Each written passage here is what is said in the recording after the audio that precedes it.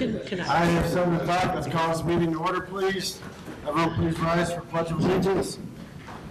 I pledge allegiance to the flag of the United States of America and to the republic for which it stands, one nation, under God, indivisible, with liberty and justice for all. Roll call, please. Willismall. Present. Cope. Here. Olszewski. Here. Pat. Here. Bunkhauser. Here. Breeders. Here. Spears. Present. Teeling. Here. We have a quorum. Okay, any amendments to tonight's agenda? I'm probably going to want to jump up the Route 34 trail alignment discussion because we have a contingent from IDOT here. So we'll jump that up until right after citizen comments. Let's see, we do have a couple presentations here tonight. I do have a proclamation thanking Jillian, how do you say her last name? All these years, I still can't say it. Dutchnowski, for her book, Images of America, Yorkville. I'm sure everyone on the council remembers Jillian. She used to be a staple here at our meetings. And like myself, Jillian moved to Yorkville, fell in love with it. I decided to become mayor. She decided to write a book about it. So, That's exactly how it happened.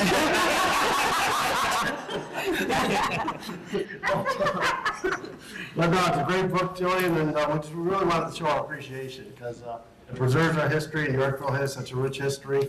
We appreciate you taking the time to do it. I'm going to come forward. I got a nice proclamation I'm about to read for you. So this is a proclamation from the City of Yorkville and the Yorkville City Council. Whereas Jillian Dutchnowski has compiled and written a book entitled Images of America, Yorkville, which gives a pictorial and written history of Yorkville from years past. And whereas the book provides a glimpse of the growth that Yorkville has experienced from its beginning as a small settlement, the modern community that it has become. And whereas the book will help preserve Yorkville's history for future generations. And whereas writers contribute so much to our society, and their contributions encourage us to be inspired, to learn, to think, to be challenged, and to remember. And whereas our history would be lost without writers to preserve information for future generations. Whereas residents, both new and old, will enjoy the images and history contained within this book.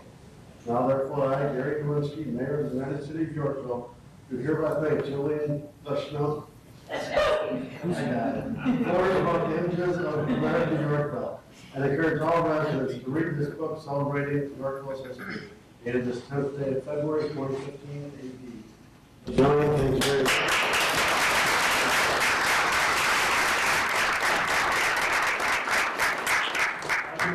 Tell us a little bit about how you collected some of the photos, or tell us a little bit about how you went about making the book. I know our own Alderman son was deeply involved in it, and while you were collecting photos, I ran into a gentleman that I work with, whose mother owned what is now Cobblestone Bakery and Bistro. Right. And he even did some pictures. Yeah, I put a call out to residents and anyone who could help on Facebook and in the newspaper, and basically anyone who would stop to listen to me. I told them about the book, and of course Chapel on the Green Historical Society partnered to a certain extent with reaching out to their members and encouraging them to offer photographs. There were several families that had larger collections, a few individuals who basically had a photo album of photos. So we kind of put everything together, and I used a bunch of the genealogy resources at the library as well, which is a happy coincidence. The Chapel on the Green Historical Society, the Little Chapel on the Green, is celebrating its 160th year this year, and the public library is celebrating its 100th anniversary. So those were both awesome resources that obviously will continue to be great historical resources. Okay, so yeah, good time all around. So well, thank you very much again. Yeah, thank We you. sure appreciate it. Thank you.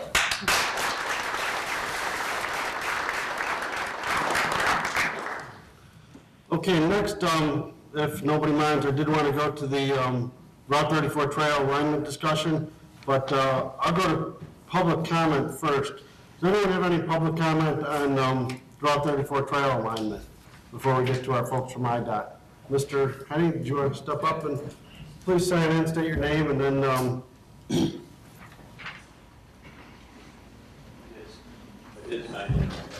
okay. No, up there, can you, you want to sign in both places? It helps. Well, I really don't have any problem with a trail. That's not the problem. The problem is that, thank you. The problem is that we're going to spend money to do it.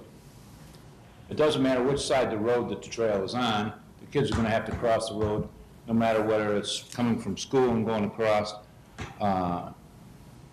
where they come from school, or going on the north side and going up and have to cross the road to go to the Chinese restaurant, or going up the crossroads. So they're going to have to cross the road no matter what the case may be. The problem is spending money to change something we're already getting for free. I mean, there's so many projects we have to do in this town that need money. Roads there's subdivisions that their final coat of the asphalt isn't even on the roads yet. So I guess that's my biggest situation is they're going to have to cross the road. That's the biggest argument I've heard is Junior might have to cross the road. Well, he's going to have to cross the road anyway, somewhere, in order to get someplace. So I guess that's where I'm at this point.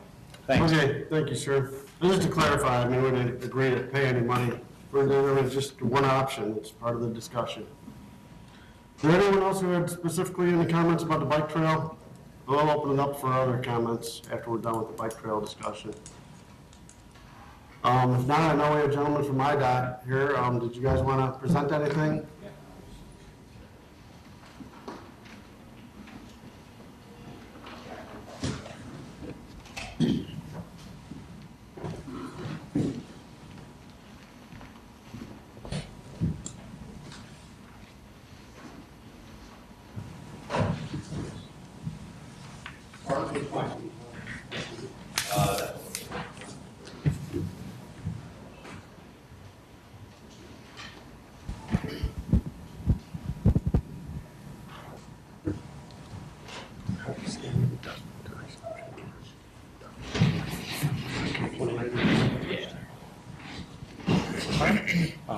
Thank you for the opportunity to speak about the project tonight. My name is Dave Alexander. I'm with Illinois Department of Transportation. I'm basically the project manager on specifically the project to reconstruct US 34 from El Domain Road to Center Parkway.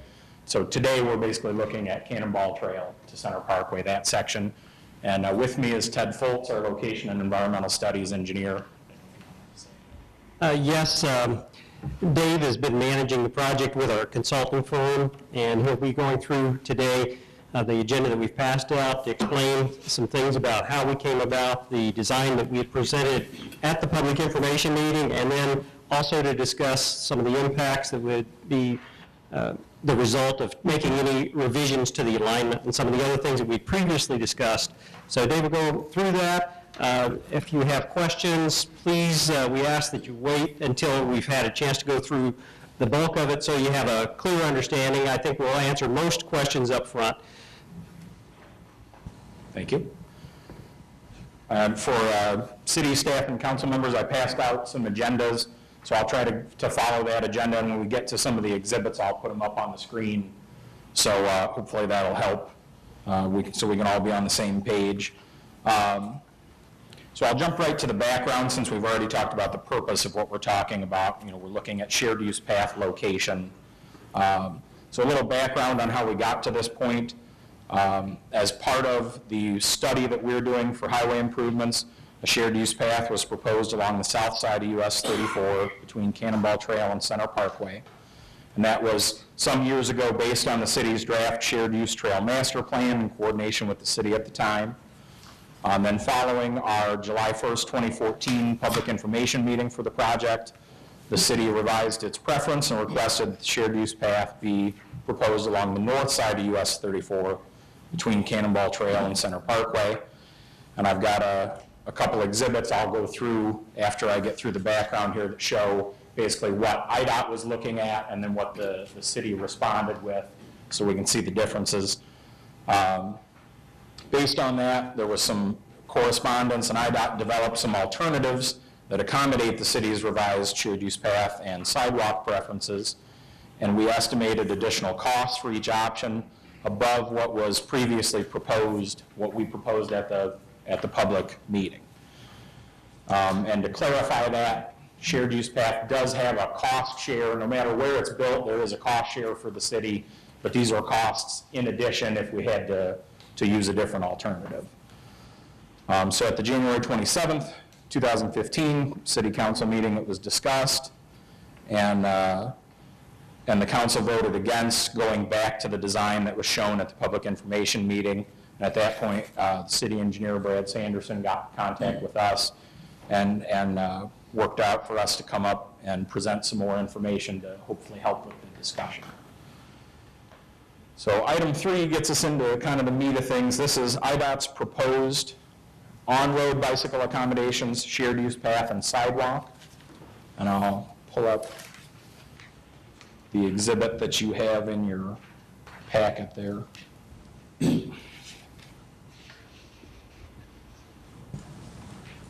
My own way.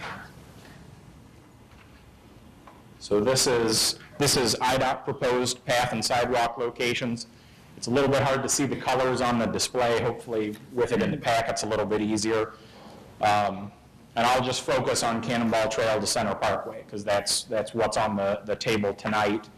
So what IDOT had been proposing was shared use path along the south side of US 34 from Cannonball Trail all the way to Center Parkway, crossing Blackberry Creek.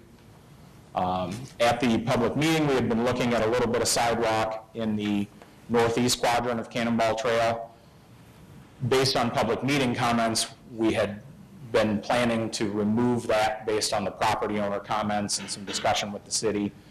But we did intend to provide sidewalk from along the north side of US 34 from Game Farm Road to Center Parkway, expecting that school children are using that as well. So that's what IDOT was proposing at the public meeting. The city's proposed path location, the main difference is basically moving the shared use path to the north side of US 34. The path is along the north side, and then some sidewalk from Cannonball Trail to Independence Boulevard along the south, gapping the Blackberry Creek area, and picking up again sidewalk along the south side from Game Farm Road to Center Parkway. So similar accommodations, just putting the shared use path on the north side versus the south side was what the city's preference was at that point. And just to clarify for anybody, shared use path is considered bicycle and pedestrian accommodation. So it's taking the place of the sidewalk on the side that you place it on. It's also providing two-way bicycle accommodations. So I'll go through my points a little bit here in item 3.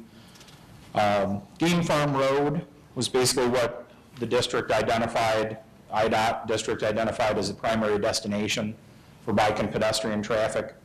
That was one of the main reasons for us to keep the the shared use path along the south side of 34, expecting that most of the bike and pedestrian traffic is accessing the schools, the libraries, the sports facilities along Game Farm Road, and that path would then tie in to the city's improvements that are coming down Game Farm Road in the near future. We did not anticipate any volume of long distance, any significant volume of long distance users on the path. One of the ways that we estimate bicycle usage and that our policy estimates bicycle usage to come up with our accommodations is to use census data. And the census data for Yorkville indicated that nobody was riding their bike to work. That's kind of what we use as a surrogate for bicycle use, is the commuting to work statistics that are in the census. It gave us as a 0% plus or minus 0.3% number of people reporting that they're riding their bikes to work. We obviously saw that there are origins and destinations, so it completely makes sense and fits our policy to provide the shared use path, but we're not seeing a lot of long distance use. We did, however, include on-road accommodations also. So if you have a long distance, very comfortable bicyclist, we have from El Domain Road to east of Cannonball Trail, 14-foot wide outside travel lanes which gives a bicyclist a couple feet and then a couple feet in the gutter of the curb and gutter to use to share the lane with motorists. Once you get east of Cannonball Trail and crossing Blackberry Creek, that transitions down to a 13-foot outside lane to match into what's proposed with the I-47 project. So the on-road accommodations will allow somebody to cycle through long distance as well in a travel lane. One of the things we also were looking at, impacts to commercial and private entrances. And there's some fairly significant safety concerns of crossing the entrances. There are more entrances in that stretch along the north side than there are along the south side. There are fewer from the bicycle literature I've read, the design guides. There are a lot fewer concerns about the signalized crossings, such as Game Farm Road, than there are crossing a busy commercial entrance like the Taco Bell, KFC, those types of things, and expecting that some commercial will go in the northeast quadrant of Cannonball Trail as well, that there could be even more fairly busy entrances to ride across. Since those won't be signalized, it's a little bit more of a safety concern than the signalized entrances. And one of the significant issues to deal with, and this ties into the alternatives we were able to look at for putting the path along the north side, is the floodplain of Blackberry Creek. And there's a drawing in your packet. I put it towards the top since it's a smaller sheet, and I shot right past it, that shows the flood insurance rate map, which is how we determine floodplain areas when we have them. So you can see all that blue dotted area. I'll see if I can operate the pointer here. This is the bridge over Blackberry Creek right there. So you can see how the floodplain along the north side expands parallel along US 34. That created a lot of issues for our design. The design that we proposed at the public meeting had to take into account any fill we were placing in that floodplain area we had to compensate for. So we had some unusual cross sections through that area to provide very deep, wide ditches through some of that floodplain to make up for the fill we're putting in there just to get the footprint in that we had. So it doesn't leave you the option to just put the path on the north side, keep the road where it is, and not do any of these other things that we're looking at that cost the additional money. So having the path on the south side gives you a lot more options to just have regular earth slopes, not to need retaining walls or to do anything special. And the floodplain is regulated by other agencies, that we are quite confident won't be willing to accept just putting all that fill in the floodplain, that we have to do some of these special measures to avoid that impact. And then lastly on item 3, public comments. As we heard tonight, we had some comments from the public meeting. We did have comments on both sides. I checked our official public meeting summary. We had 3 comments requesting that the path be placed on the south side. We had 2 comments requesting that the path be placed on the north side. So the property owners in that area noting those impacts and making comments. That's something that we take into consideration with our design.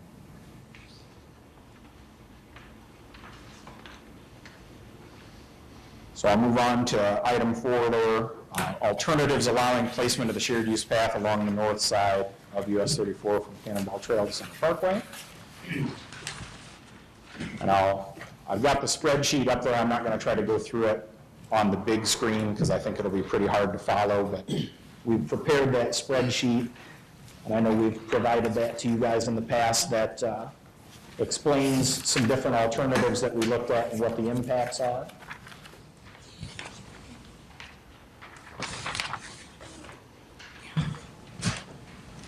attach my sheet for myself there. So we'll take a look at that spreadsheet, and I'll kind of talk through those different alternatives quickly. And then we can focus a little more if we need to on the shifted alignment, which is the least costly alternative. So I took a look at 3 different alternatives that seem to be feasible, practical, to place that path along the north side. The least costly of those was the option to put the path on the north side and shift the roadway alignment to the south. That, I'll just go across the table here. As far as property impacts compared to what we showed at our public meeting alternative, that increases them in several locations. The northeast quadrant of Cannonball Trail, the southwest quadrant of Game Farm Road, because of entrance impacts there, and I'll get more into that when I look at some of the other exhibits. The southeast quadrant of Game Farm Road, the northwest quadrant of Center Parkway, and the southwest quadrant of Center Parkway, would be a slight increase in the noise impacts. Not a property impact so much there, but moving the lanes closer to those homes. Those were some comments that we received at the public meeting as well, concerns about highway noise. So anytime we're shifting the lanes, that affects the highway noise as well. And then that alternative would decrease some of the property impacts in the southeast quadrant of Cannonball Trail. It's going to be hard to follow along on the screen with this, so I wasn't necessarily going to show everything.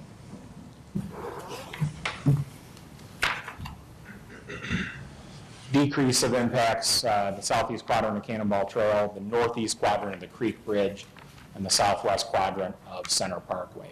And I do have pictures that we can look at the construction limits that'll make this a little easier to follow.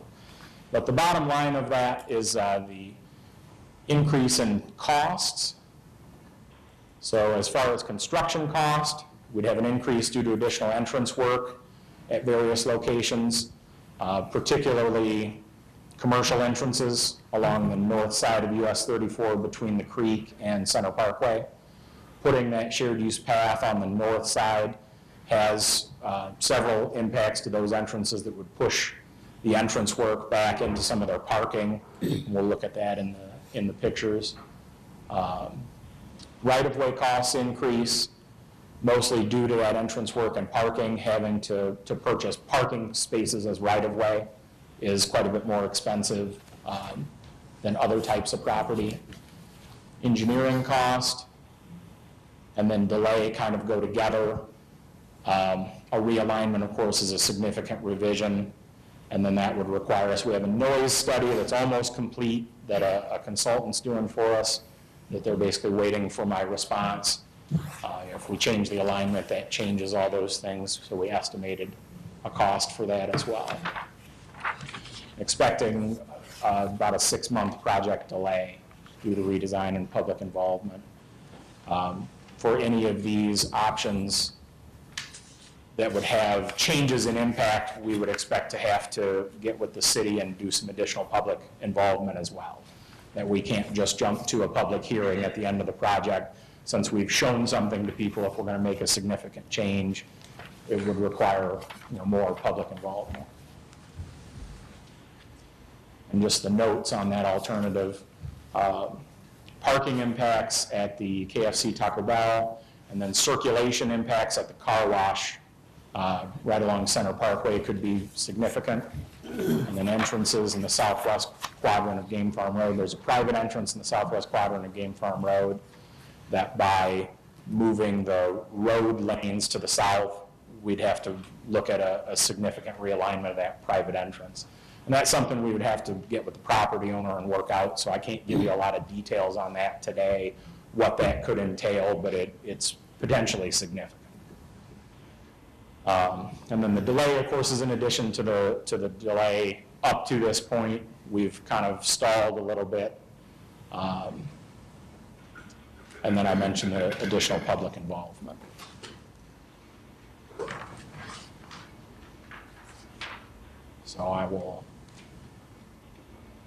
I have the retaining walls and the shared use path separate structure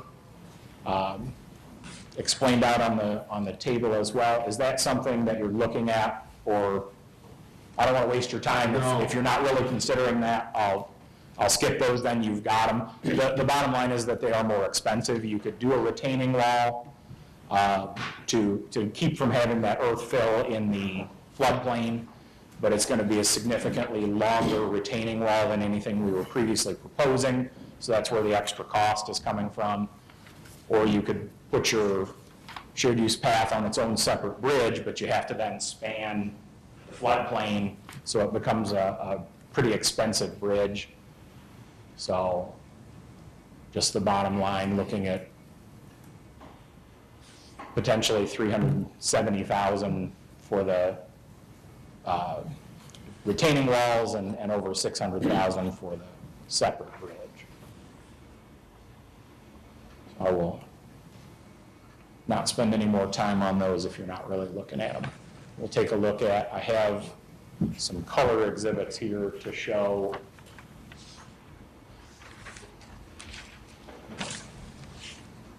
approximately what the impacts are of the shifted alignment. So this is starting at Cannonball Trail, and we'll work our way east. The red center line is the IDOT proposed center line from the public meeting. The yellow center line is the shifted alignment.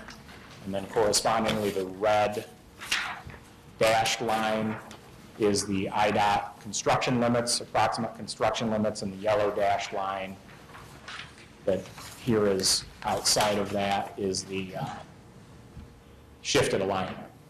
So the alignment introduces some curves to shift over, carry that alignment along the south side through the bridge. But looking at this piece at the west end, you can see where you've introduced your shared use path on the north, there are more wider construction limits through that area. And then at the entrances, in particular, that's a field entrance at this point, it does reduce your impacts a little bit on the south side. I know it's hard to see on the screen. These are in the exhibits as well. So not anything too surprising there. Exhibit B then, that alignment, that alternative alignment has shifted south. And we have a short, straight piece that goes across the bridge. Prefer not to build bridges on a curve if you can help that. So that allows placement of the shared use path along the north side, keeps those construction limits mostly within or kind of running right along what had been proposed at the IDOT public meeting. A little bit more impact in the southwest quadrant of the bridge. I haven't detailed this property in the southwest quadrant of Game Farm Road. The biggest impact there is going to be where their entrance is coming out to meet US 34, when previously they could pull up, sit on the shared use path, look at traffic, make a decision to pull out. And if we shift the alignment south, there's not a shared use path, there's not a sidewalk there, but that area is taken up by a travel lane. And one thing to note, we had already made the decision not to provide a right turn lane onto Game Farm Road. It is technically warranted. The capacity of that intersection works without it. And because of the impacts in that quadrant, we'd made the decision and discussed with the city not providing that right turn lane. The traffic still works with 2040 traffic projections, year 2040 traffic projections. So you'd have a through lane though, basically where the shared use path used to be. So as far as site distance concerns, that's an issue, and we would have to do quite a bit of detail to be able to determine what the impacts are and to work with the property owner to figure out this entrance comes in and does 90 degrees and goes both directions. So working out how to realign that entrance would be a big difficulty. And then also in this section of the project, you have a pretty significant amount of additional impact along the nursing home and some of these properties as the alignment is shifting back to the north. So that purple line there is the proposed retaining wall. That would have to move closer to those properties. It does reduce some of your impacts on the north side until you start to get shifted back in and get into some of these entrances. And we'll see that a little better on the next one here. This one has some overlap with the last one. We have Game Farm Road here on the far left side, Center Parkway right here.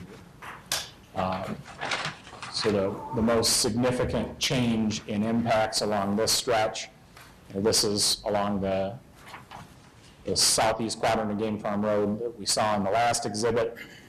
That construction limit shifts as you move east and will pull inside of what IDOT had proposed because we're providing just a sidewalk along there under the city's plan, and the shared use path is on the north.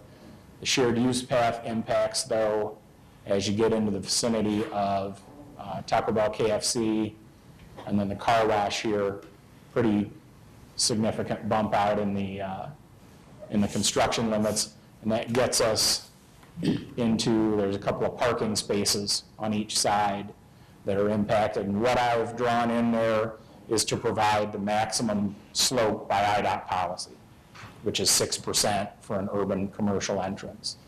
So your options at that point are that the business has to live with a steeper entrance up to the point that you can determine it's safe to do that, or we have to purchase some parking and push the entrance out further into the property. And then with the car wash, there's concerns about circulation. You can see the circulation path there around the south side of the building, and the shifted alignment construction limits cutting further into that. So we'd have to do some work with the owner to see what vehicle can get around that corner and make sure that it's adequate. And there may have to be modifications that would cost money for the parking lot to make that work out.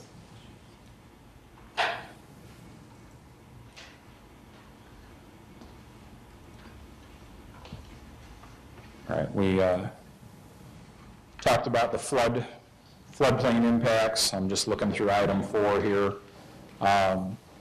That's the property impacts in a nutshell as far as shifting the alignment. We already glossed over the retaining wall and the pedestrian bridge.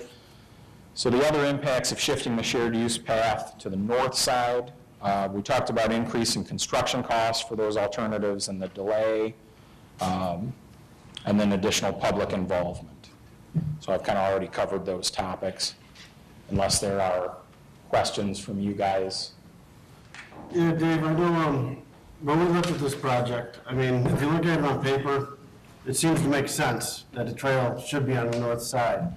I know I've spent the last 2 weeks looking at this property pretty closely, and with the creek and the floodplain, I mean, you can just see where the north side is not very conducive to putting a trail. I've also taken a couple resident phone calls that kind of persuaded me to go look at other trails in cities that are very bike friendly, like Batavia, Geneva. And these trails tend to cross busy roads quite a bit, actually. And this really isn't an anomaly here. So, I mean, it just really makes it somewhat difficult to justify spending the extra money. But I would like to open it up to the council for any questions or comments they have for Dave or any of the IDOT representatives. Just, can you clarify what you said about the resident that lives on the southwest corner of Game Farm and 34? If I heard you correctly, you're saying by keeping the trail or path on the south side would make it easier for those people to get in and out because they can use the path to maneuver. Is that correct? Yes, because you'll have the shared use path is 10 feet wide and then has a 5-foot offset from the face of the curb. So you have basically 14.5 feet behind the back of curb, and then even a little bit of shoulder space on the outside of the path. So almost 17 feet of clear, flat area. And their entrance would cross that So if they were exiting or entering the property, they'd be able to pull up onto that fairly clear, flat area and sit where they can reasonably see, in both directions. If we shift the alignment south and put the path on the north side to stay out of the floodplain, then that area that was previously taken up by shared use path is now taken up by travel lane. So we would have to modify that entrance, either pushing it back further into their property, which drops off pretty steeply, behind the entrance, or putting in some kind of a hook curve, a tight curve to get them around and up where they can stay outside of that travel lane and still be able to enter traffic. I know that residents' preference had been that we keep the existing footprint of the traffic lanes and then just put the bike path on the north side of the road. So that way she doesn't have to cross a bike path to enter Route 34 traffic lanes. But that would be represented in either option 2 or 3, which are the significantly more expensive ones. The other thing I had, describe what a crosswalk is going to look like going across 34. Is it, obviously it's not going to be the same width as a path. It will carry the 10 feet across, typically, yes. And it's going to be, you have all signage and... The path itself has signing rules, and because I do the kind of preliminary engineering, I don't know all the signing requirements, but they typically do have their own signing, and the path would have to follow the pedestrian signal rules at the crossing. Ken? I think you can make arguments for both sides, but so I'm familiar with the Butterfield Road and Batavia Road intersection. And there's a trailhead there that comes out and it goes along the one side and actually switches over in Warrenville. And it's a pretty heavily traveled road too. So as long as I'm okay with it on the south side, and that's what I'm going to support. But I want to make sure that there's the right lights and things there, because that's easy to cross. Surprisingly easy to cross at Butterfield and Batavia Road. And if you have that there, I think the crossings aren't near as big a deal. And I think also the Taco Bell, that's a significant argument too. So, Right.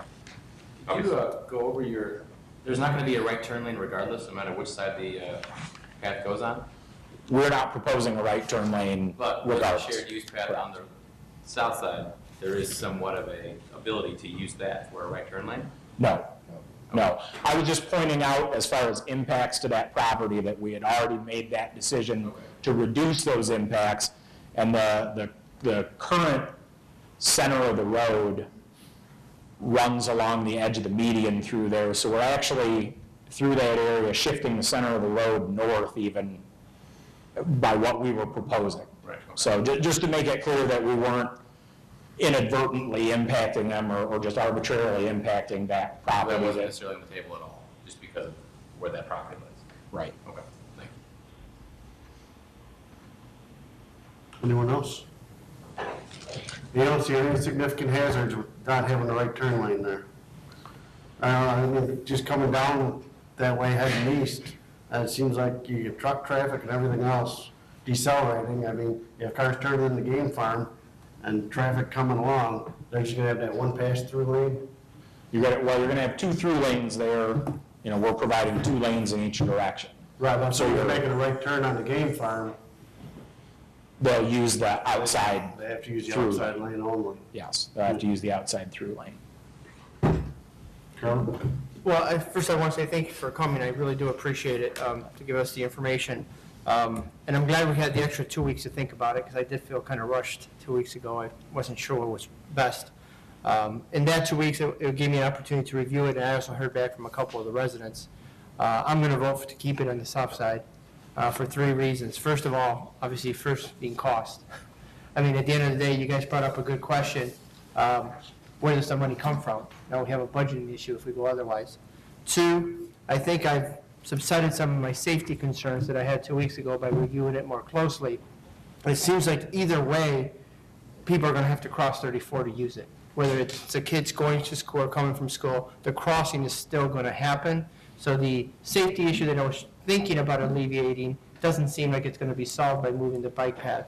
And third, really, the numbers and the projections as far as the long-term usage on this bike trail are not that great, which I digress back to why are we putting them in, but hey, I've lost that battle, I realize that. But, so for those three reasons, the numbers for usage are going to be low, the safety indicators are not as concerning as I thought they were going to be, and cost, I agree with Mr. Henny and a couple other residents who have contacted me in the last 2 weeks. Their money is better served somewhere else, so I'll be voting to keep it on the south side. Chris? I was a proponent of studying this a little bit more and looking at the alternatives. I do appreciate you guys coming forward with some additional graphics and plans for us to review to look at. While in the perfect world, I would like to see this on the north side because I think that that provides contiguity through our entire community for the trails. Looking at the plans, there are some impacts that I would not like to have to deal with. I don't want to be impacting, the car wash, Taco Bell significantly to where that, they might have to reevaluate how they operate. Having a resident with no turn options coming out onto a road, that doesn't work very well. I do still prefer having the trail on the north side, but with the cost impacts, with the input from the residents that live in those areas, I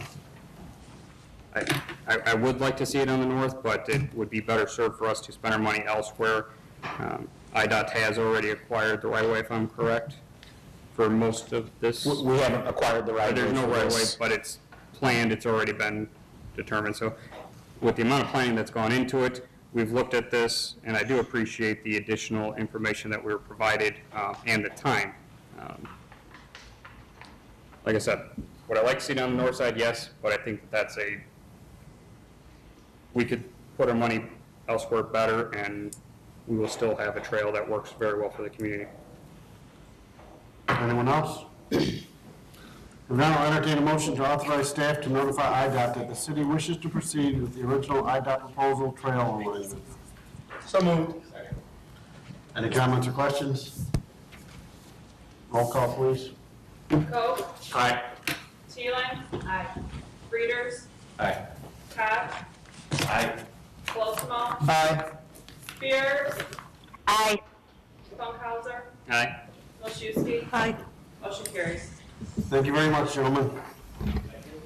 Okay, jumping back to presentations, we have a Southside Retail Market Study Report being presented today.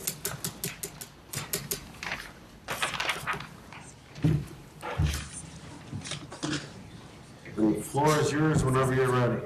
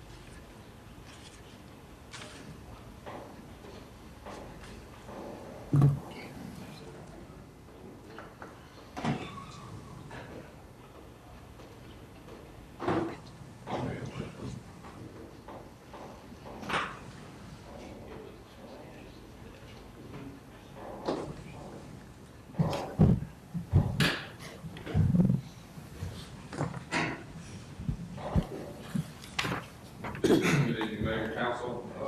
Joseph Coon with the Retail Coach. Great to see everyone again. Appreciate the opportunity to come back and present our findings, discuss next steps, and then answer any questions that you may have. So, jumping right into it. When we first began engaging with the City of Yorkville and city staff, we really hit on how important determining the retail trade area would be. That's where your customers are coming from. Primary retail trade area is where you get 80 to 85% of your customers. And so to tell the story to potential retailers, potential restaurants, potential developers, you really want to paint that clear picture of where your customer base is coming from. And so this is what we determine to be your primary retail trade area for the South Side market. And as we've also discussed, retailers and restaurants that have their demographic profiles that they must meet. That's everything from your population, your incomes, your race, your educational attainment. So this is really a good snapshot of the Southside trade area. And moving forward in all our recruitment, all the discussions we have with prospects, we're selling you as that trade area just because it's going to open you up to different levels of retail, obviously the bigger you are. So as you can see, your retail trade area for 2014 was 18,330 people. So that's a lot larger than just the people within that South Side district in the city limits of Yorkville, because you're covering a larger area. Bigger the draw you have, bigger levels of retail is going to open you up to. You can see your race distribution. 91.9% or 95% white, almost 3% African American, 5% other, and almost 8% Hispanic. Your age, somewhat the younger age, 37.4 is your median. Your average is 37.1. You have very, very strong household income, which is definitely going to bode well moving forward. Obviously, that just shows you got a lot more disposable income than some of your competition in the markets. Then you see your educational attainment.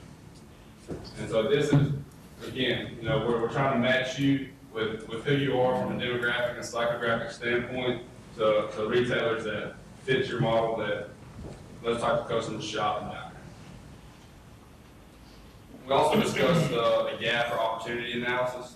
And so these are the retail sectors that are within that gap analysis, and also the full package you have on the dashboard, and we've also sent to Christy and Chris. I'm sure they distribute that to you at the subsectors under each one of these categories. This just gives you a good idea of each retail sector and the opportunity within that trade area. So without a doubt, I think from day one, you guys wanted to establish what type of opportunities in the South Side market. And as you can see, there's definitely opportunity within that trade area for either a grocery store, a restaurant, a retailer to locate and be successful.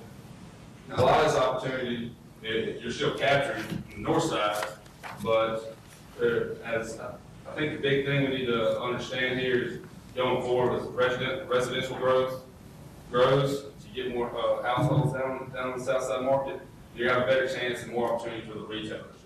That's a lot of feedback we're getting right now, not just here in Yorkville, but across the country. They want those dense markets with a lot of households. I think moving forward, it sounds like there's some residential growth in the future, and that's definitely going to help out with attracting some of these retailers and retail development in the South Side. And again, the opportunity analysis leaves some good. Goes into each subsector. For instance, the food and service and drinking places. It has the casual sit down, and then the fast food restaurant sectors separated. Anything from clothing, you have the men, the children's, family clothing. All the sectors are broken down by category. I just mentioned psychographics, and it's almost taking demographics a step further, looking at your purchasing behaviors, your habits, your lifestyle, and really getting a good understanding of who you are as a consumer. And retailers try to use this from a merchandising standpoint. The same goods you're buying here in Yorkville, our clients from Fillmore, California are buying at the same Walmart or Target or out in Austin, Texas, where we're working. Different customers in different regions live different lifestyles, need different types of goods and services that they're going to purchase. So this gives you a good idea of who you are. And again, this is based on your retail trade. So your top three psychographic sectors, number one being green acres. Green acres lifestyle features country living and self-reliance. They're avid do-it-yourselfers. They like to maintain and remodel their homes. They enjoy gardening, hunting, fishing, hiking. Across the United States, there are just under 3.8 million households that fall into this category. 2.69 is their average household size. Median age is 43, and a strong median household income of $72,000. Your second highest is soccer moms. It's an affluent, family-weighted market with a country flavor. Over 3 million households in the United States fall in this category. Just under 3 for the household size. A young median age of 36.6, and another strong median household income of $84,000. And again, the psychographic profile package we submitted goes into much more detail. This is kind of a good snapshot of each category. And then Parks and Rec, over 2.4 million households in this category. 2.49 is their average household size. Median age of 40.3. Median household income of $55,000. So again, just as retailers have demographic profiles that they need to match, they have the psychographic profile that they need to match, and also using that from a merchandising standpoint. Also, they want to stock their shelves, have the goods that are flying off the shelves that the customers and consumers are purchasing. So we discussed your primary retail trade area, and again, that was 80 to 85% of your customer base. Well, that's what we determined to be your secondary retail trade area, or almost a projected secondary retail trade, as you can look, just because there's not a lot of retail on the south side right now. Obviously, the majority of your retail is located to the north, but as the retail grows, as the residential grows, as the retail is located on the south side, this will be your customer base, and I'm very confident in the trade areas we draw. So this will be the remaining 15 to 20% of your customers that are shopping, not every week, not every few days, but once or twice, maybe 3 or 4 times a month. Just kind of every so often. And retailers want to know what customers are getting just a few times a month. So this is your demographic profile for the secondary retail trade area. Obviously, it's much larger, just under 65,000, with a growth over the next 5 years. And retailers are wanting to go into a stable and growing community. If you have a negative growth over the next few years, it's really tough to convince the retailer, the developer, that you're a stable market, that people are still coming in, people are still coming in to buy. So it's definitely an advantage to have moving forward, that you are a growing community, growing trade area. You can see your race distribution, how it lines out. Your age, still pretty young, great incomes, and your educational attainment. And obviously, with a larger market, larger population, it's going to be a larger opportunity. More people are spending more money within that trade area. You can see that you have the opportunity, again, in each retail sector, for a retailer, for a developer, for someone to come in and capture some of these sales dollars that are leaving that south side market. And the top 3 are the same, except for this sector, the psychographic profile for the secondary trade area. And up-and-coming families of the market in transition. They're ambitious, working hard to get ahead. There's about 2.5 million households across the U.S. fall in this category. Average household size is just over 3. Young median age is 30.7. Pretty strong median household income of $64,000. I know a big focus of this study was to see if a grocery store produces support. Will a grocery store be a fit in that south side market?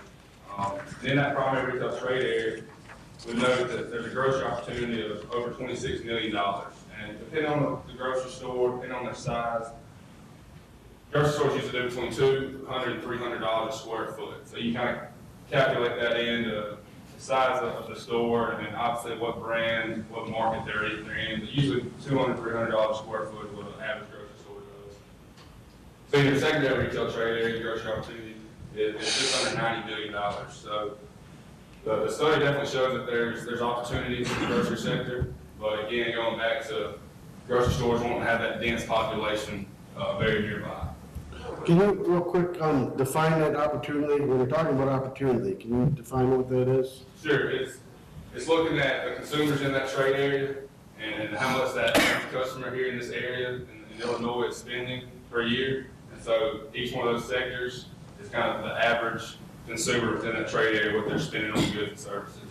So how much they're spending on clothes a year, how much they're spending on casual sit-down restaurants, shoe stores, that kind of thing. So that's how we came up with that. And our demographer, the Esri and Nielsen class that we used for that, very well received, very well respected demographers in the retail industry.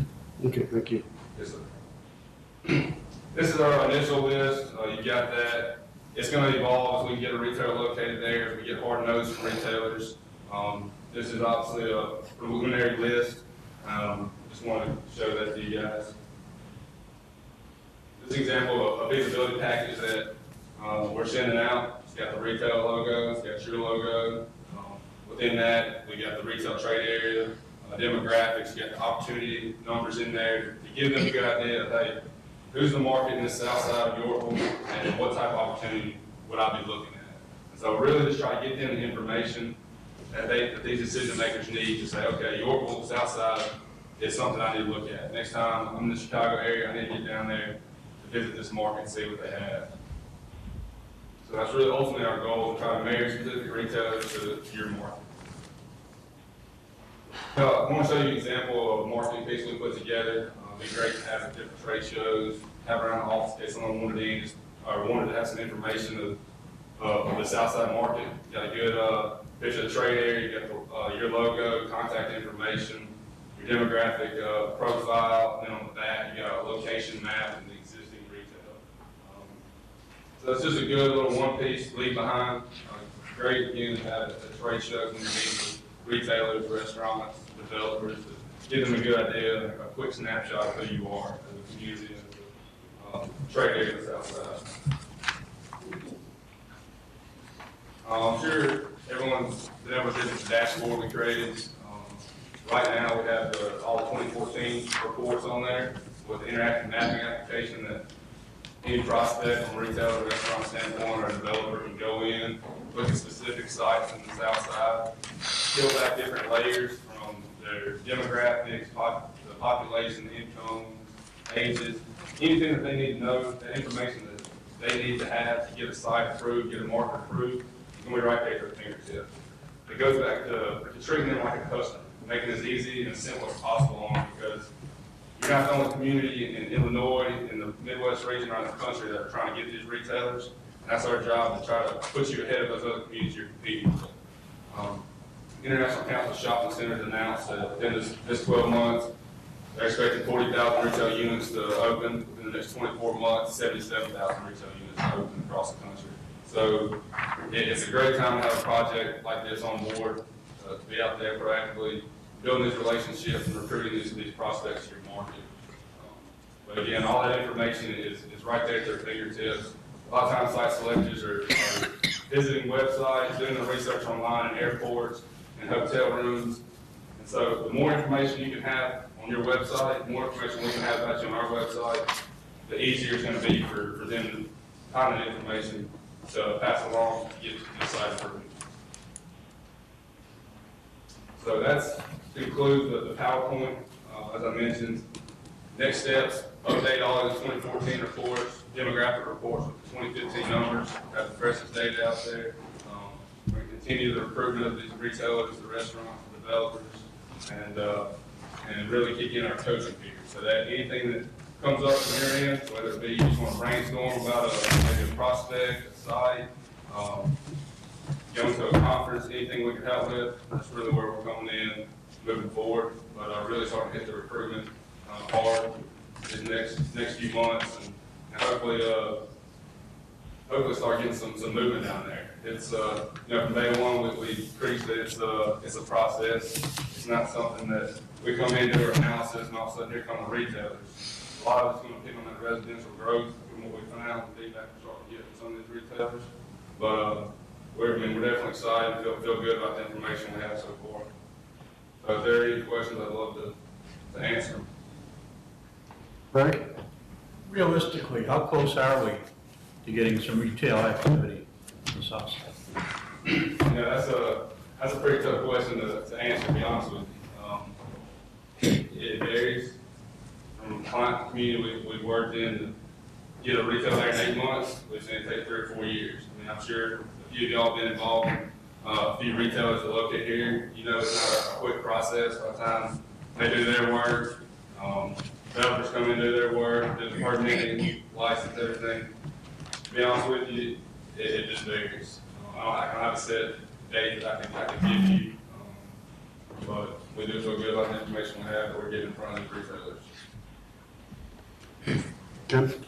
Yeah, I see some of these properties are, don't have buildings on them or bank owned. I was curious, have they reached out with our local bankers at all? And is there a preference, do you think, versus an empty lot that has nothing on it versus one that has a building on it or something? Sure. Well, obviously, from a development standpoint, if you just have a lot enough to those sites that you're mentioning are just a greenfield location. So it'd be a great opportunity for a developer to come in and to build a space for a retailer, a grocery store to come into. You know, we're finding a lot of retailers are building as A and B class centers, your higher tier level centers. Right. A lot of communities working in right now don't have that space or that inventory available. So the developer has to come in and put that product on the ground for them. So if we can get them 2, 3, 4 interested retailers, and hand it off to the developer, it makes their job a lot easier. So that's kind of our goal while we recruit developers. If we can get a few interested retailers, try to marry them to a site in their market. But at the same time, some developers are good, very great at redeveloping the property. Maybe a vacant space that a retailer isn't fit for, that makes that transition easier. It also depends on the product on the ground and that retailer. And then with the banks? Sure, a part of their stakeholder interviews included some banks, I believe, Castle Bank and. Correct. So, and really, you know, what happens moving forward, if someone interested, and if we can't send them one of these sites, if it's one of the bank-owned sites, then our job is to marry them. You know, we don't do any negotiations or discussing the economics. You know, we're hired by the city, so our job is to try to get them to the market. So we hand that off to the bank or the broker or the property owner, whoever's representing that specific site. We can be there from a consulting standpoint, from an educational standpoint to try to help, but we don't get involved in any negotiations. But what we do, a retailer or grocery store, someone's interested, we hand them off to the bank or the property owner. And on staff's end, when we've had interested parties in sites, we've also connected them with the retail coach as well. So there's communication between Joseph, Aaron, myself, and Chris. Any other questions? Go ahead. I remember the document that came before EDC that kind of explained some of the people that you've already kind of reached out to and kind of testing the waters, whatever. And their responses are pretty much what at least what I expected of the South Side. But before we had those responses, it was all just kind of a, well, what do you think? And there was no information to kind of entice them. After you keep doing that for a few months, do you think those responses will stop being so generic and general and start being a little bit more specific as to reasons why Yorkville isn't a good place to and that's what we're saying. We're saying some that we haven't gotten in touch with yet, that, haven't responded to our phone calls or emails. And some would say, hey, we're not looking in the Illinois market right now. Some are saying, hey, we just did a store a little too close. We're going to see how that plays out first. Some are saying, yeah, we love the market, but we want to be on the north side. Some are saying, we like the market, but the south side just is not dense enough. We need more residential growth, more house tops, rooftops. So you see different responses, but also we keep going after the ones that we haven't reached out to or haven't been in touch with yet. The ones that are giving us hard no's, that's the mention the retail management association is going to evolve. There's no point in us wasting our time or their time to keep recruiting somebody that doesn't want to be here. Is there a typical recruiting season? Like when do all of your conferences start? They're all throughout the year. Okay. I believe it's Chicago, Was it October? They just kind of vary. The big ones in May in Vegas. That's the one where last year there was 35,000 retailers, restaurants, developers. And then at those particular conferences, does Yorkville have a booth, or is it more of you're going out to fish them in? Well, I don't know if y'all had this discussion yet or not, but we'll be there with our marketing materials for Yorkville, marketing you. But I know they're definitely great to have a presence in the city. Right. We had discussed being a part of their booth in Vegas. And then for the future, we had never had a booth at any of the local ICSC conferences. And in the future, we will have a booth. Good. So. Yeah. And that's part of the recommendation to we provided is having a presence at the International Council of Shopping Centers, trade shows and conferences. Very beneficial to start building those relationships with developers, retailers, all the site selectors. Right. Get Yorkville name out there. Because this seems like the hard work.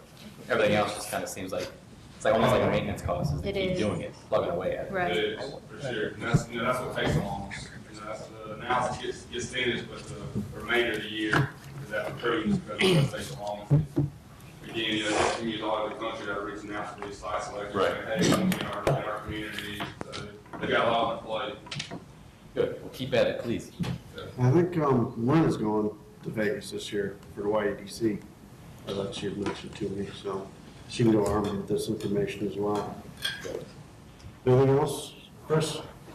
You know, the findings here are not something that really surprised me.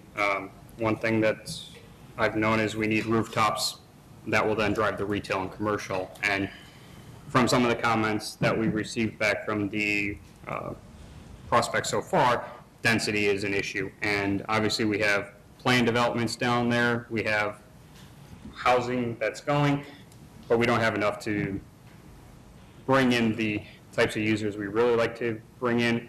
Obviously, we're moving in the right direction. We've got our build program and our other incentives that have had more rooftops being built down on the south side.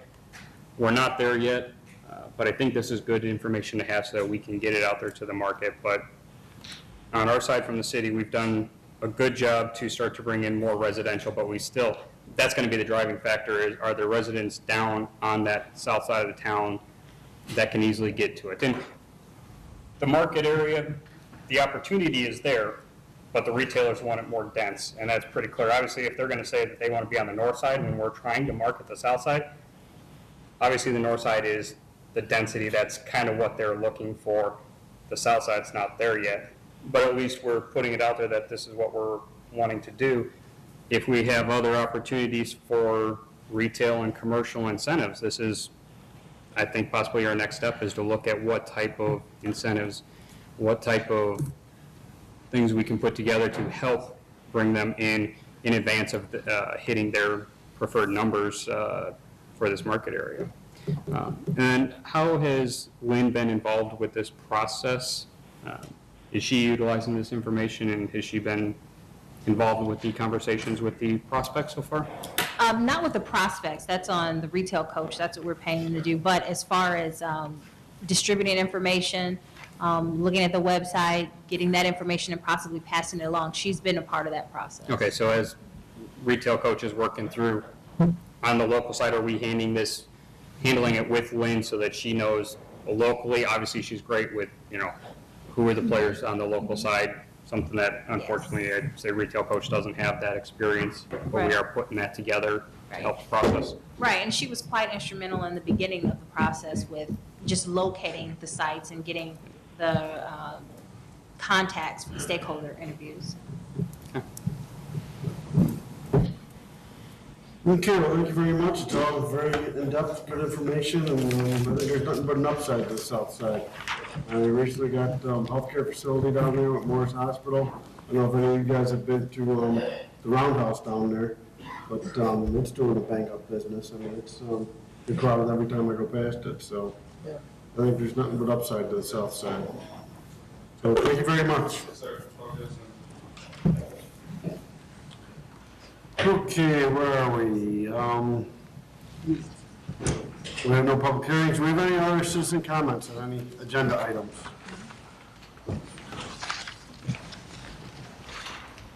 Okay, no consent agenda. I'll entertain a motion to approve the minutes of the regular city council meeting of January 13th, 2015 as presented. So moved. Comments, questions, corrections on the minutes? All those in favor of approving as presented, please state aye. Aye. Opposed? Bills for payment, $675,458.03. We have a couple of appointments to Comprehensive Plan Steering Committee. I'll entertain a motion to approve the mayor's appointment of the following individuals to the Comprehensive Plan Steering Committee. Tim Shimp as the Yorkville School District Representative, Rick Tollefson as the Local Developer Builder Representative, and Anthony Hansen and Bill Gockman as resident representatives. So moved. Second. Comments or questions on any of these appointments? Yes, ma'am. Do we have any other builders come forward and developers? How do we come up with? I don't know how many we solicited. We had one space for developer slash builder. We didn't get as much back from any of the other developers that we target, so. It was a struggle. It was Yeah, I mean, a struggle. two of these resident appointments, I mean, Morris Hospital had a spot on the committee and never got a response from them after several attempts. And then the YADC, nobody wanted to step up. So we just added a couple extra resident representatives. So. Yes. Does this fill all the appointments? Obviously not as we intended, but this will be the last of the appointments? There was one more that contacted Christy today. She forwarded it to me. Okay. And so probably next meeting, we'll be appointing the last person. So then we'll be full on the steering committee. Correct. When will be the first meeting? Oh, the first meeting's already Or started. already had, but we're moving forward with this even Right. without them. Right, so there'll probably be between 4 and 6 meetings over the next 18 months. So we'll probably have another meeting, I think it's in late May. Okay. Is our next. Can you clarify, you said the YEDC? We had, like, nobody stepped up. Who- Well, I think we had two chamber representatives. They can only come up with one representative. So we decided at a staff level to ask the YADC if they wanted a representative. And nobody really stepped up from the YADC. So it doesn't hurt to have extra residents on there. So, Okay, thank you. any other questions, comments, or appointments? Roll call, please. Bilshuski, Aye. Pope, Aye. Teeling. Aye. Readers, Aye. Scott, Aye. Wolfson, Aye. Spears, Aye. Funkelsler. Aye. Motion carries. All right, no committee reports, no park board, plan commission, ZBA, city council, and the clerk report. No report. Community and liaison reports.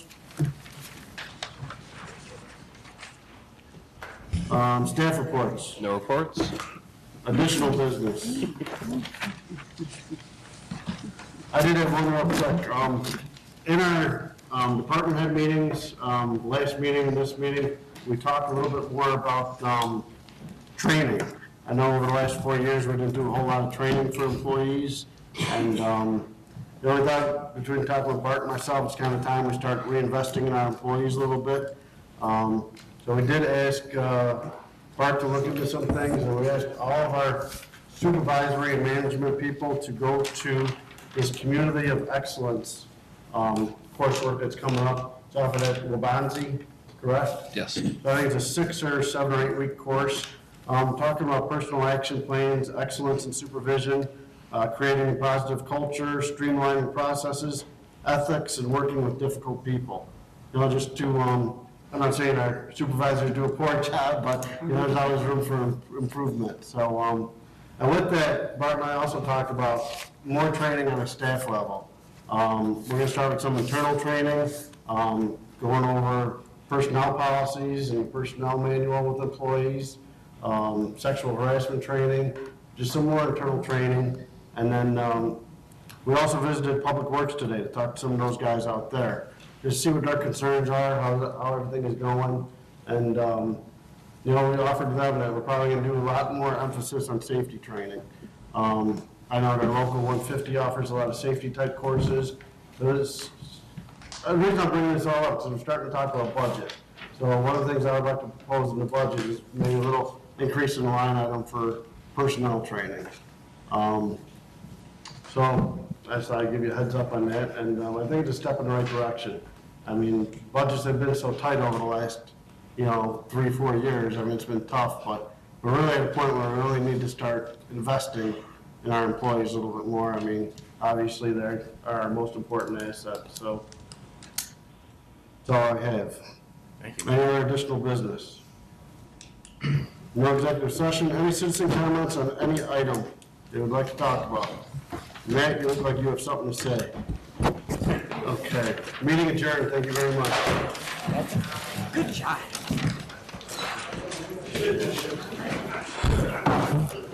I see Ciotta? Yes.